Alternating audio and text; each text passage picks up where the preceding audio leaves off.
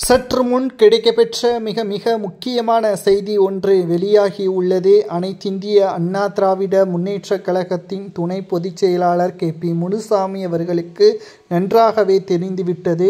பன்னீர்செல்வம் இல்லாமல் அதிமுக வெற்றியடைவது கடினம். ஏனென்றால் பாஜக கூட்டணி இருப்பதாலும் பாஜகவில் அண்ணாமலை அவர்கள் பதவி பறிக்கப்பட்டதன் காரணமாகவும் தற்பொழுது பாஜகவின் உத்வேகம் இல்லை. மேலும் நயினார் நாகேந்திரன் புதிய தலைவராக பொறுப்பேற்றிருந்தாலும் தொண்டர்கள் நயினார் நாகேந்திரன் வழியில் செயல்படவில்லை. மேலும் அனைத்திந்திய அண்ணா திராவிட முன்னேற்றக் கழகமும் தற்பொழுது தொண்டர்கள் பன்னீர்செல்வம் அவர்களது வருகையை காத்து கொண்டிருக்கிறார்கள். இதை நன்கு உணர்ந்த கே.பி. முனுசாமி அவர்கள் பன்னீர்செல்வம் அவர்களிடம் ரகசியமாக பேசியிருப்பதாக தகவல்கள் தற்பொழுது கிடைக்கப்பெற்றுள்ளது.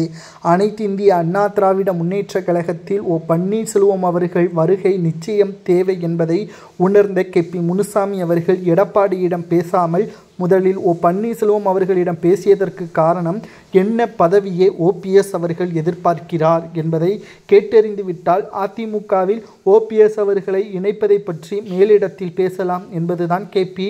முனுசாமி அவர்களது நோக்கம். ஆனால் பன்னீர்செல்வம் அவர்கள் ஒரே வார்த்தையில் கூறிவிட்டார், எனக்கு பதவி முக்கியம் கிடையாது, பொதுச் செயலாளர் பதவியிலிருந்து எடப்பாடி நீக்கப்பட வேண்டும்.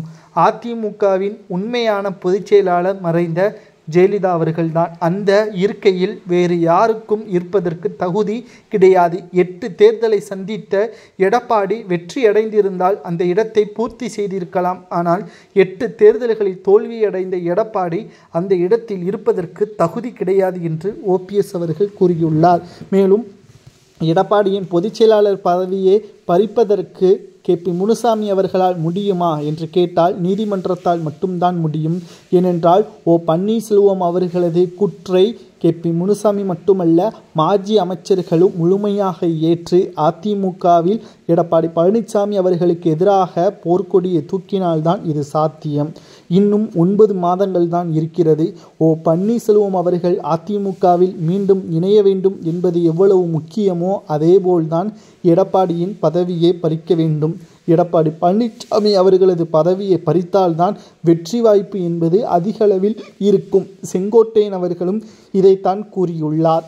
அதிமுகவில் பன்னீர்செல்வம் அவர்களது செல்வாக்கு வெற்றியை தீர்மானிக்கும். அவரை நிராகரித்து தேர்தலை சந்தித்தால் தோல்விதான். அதற்கு உதாரணம் மக்களவை தேர்தல். அதிலும் குறிப்பாக ராமநாதபுரம் தொகுதியில் இரட்டை இலை சின்னத்தில் போட்டியிட்ட அதிமுகவின் வேட்பாளரும் 6 பன்னீர்செல்வம் பெயரை கொண்ட நபர்கள் போட்டியிட்டு 2வது இடத்தில் OPS அவர்கள் வந்ததற்கு காரணமும் அதுதான்.